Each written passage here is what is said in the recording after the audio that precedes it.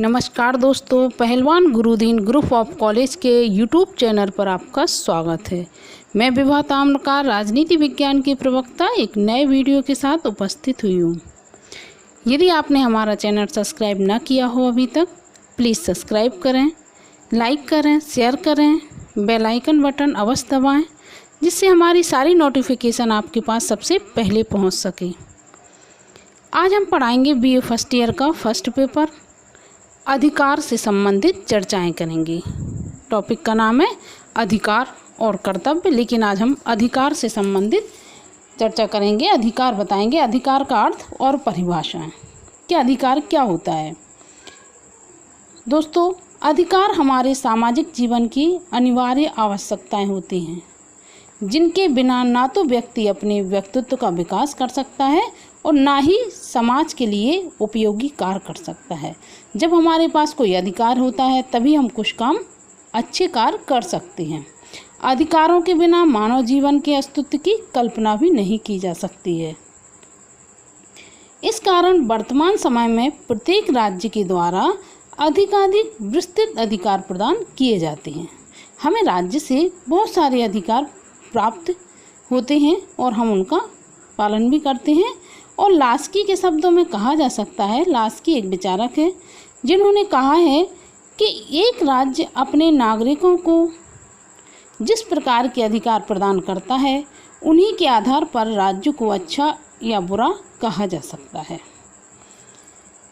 प्रकृति के द्वारा मनुष्य को विभिन्न प्रकार की शक्तियाँ प्रदान की गई हैं, लेकिन इन शक्तियों का स्वयं अपने और समाज के हित में उचित रूप से प्रयोग करने के लिए कुछ बाहरी सुविधाओं की आवश्यकता होती है। राज्य का सर्वोत्तम लक्ष्य व्यक्ति के व्यक्तित्व का पूर्ण विकास है। राज्य का लक्ष्य होता है कि व्यक्ति का पूर्ण विकास करे। इस प्रकार राज्य के द्वारा व्यक्तियों को ये सुविधाएं प्रदान की जाती हैं। व्यक्तियों को कुछ अधिकार दिए जाते हैं जिनका वह पालन करता है, और राज्य के द्वारा व्यक्ति को प्रदान किए जाने वाली इन बाहरी सुविधाओं का नाम ही अधिकार है। अधिकार का अभिप्राय राज्य द्वारा व्यक्ति को दी गई कुछ कार्य करने की स्वतंत्रता या सकारात्मक सुविधा प्रदान करना है, जिससे व्यक्ति अपनी शारीरिक, मानसिक एवं नैतिक शक्तियों का पूर्ण विकास कर सके। बहुत सारे विद्वानों ने अधिकार की परिभाषा की है। सरकार द्वारा हमें कुछ अधिकार मिलते हैं जिनका हम पालन करते हैं और कार्य करते हैं। ये कहते हैं कि ये हमारा अधिकार है, ये हम कार्य कर सकते हैं। तो अधिकार जिस पर हमारा होता है वही कार्य करते हैं। जैसे लास्की ने कहा है, अधिकार सामाजिक जीवन की वे परिस्थितियाँ हैं जिनके अभाव में सामान्यतः कोई भी व्यक्ति अपने व्यक्तित्व का विकास नहीं कर पाता है। आज सरकार द्वारा हमें अधिकार दिए गए हैं तो हम अपना विकास कर सकते हैं, शारीरिक, मानसिक और नैतिक विकास कर सकते हैं। बोसांग के लिखते हैं, अधिकार वह मांग है जिसे समाज स्वीकार करता है और राज्य लागू करता है। तो अधिकार से संबंधित ये अर्थ और परिभाषा हुई है। अधिकार के कुछ लक्षण होते हैं, जैसे सामाजिक स्वरूप। अधिकार का सर्वप्रथम लक्षण यह है कि अधिकार के लिए सामाजिक स्वीकृति आवश्यक है। सामाजिक स्वीकृति के अभाव में व्यक्ति जिन शक्तियों का उपयोग करता है वे उसे अधिकार न होकर प्राकृतिक शक्तियाँ हैं। कल्याणकारी स्वरूप भी होता है अधिकार का, कि अधिकारों का संबंध आवश्यक रूप से व्यक्ति के व्यक्तित्व के विकास में होता है, लोकहित में प्रयोग होता है। व्यक्ति को अधिकार उसके स्वयं के व्यक्तित्व के विकास को संपूर्ण समाज के सामूहिक हित के लिए प्रदान किए जाते हैं।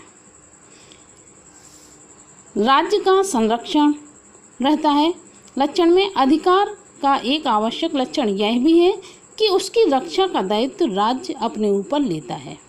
व्यक्ति की रक्षा का दायित्व राज्य अपने ऊपर लेता है और वह इस संबंध में राज्य आवश्यक व्यवस्था भी करता है। उदाहरण के लिए, जैसे व्यक्ति को रोजगार प्राप्त करना चाहिए।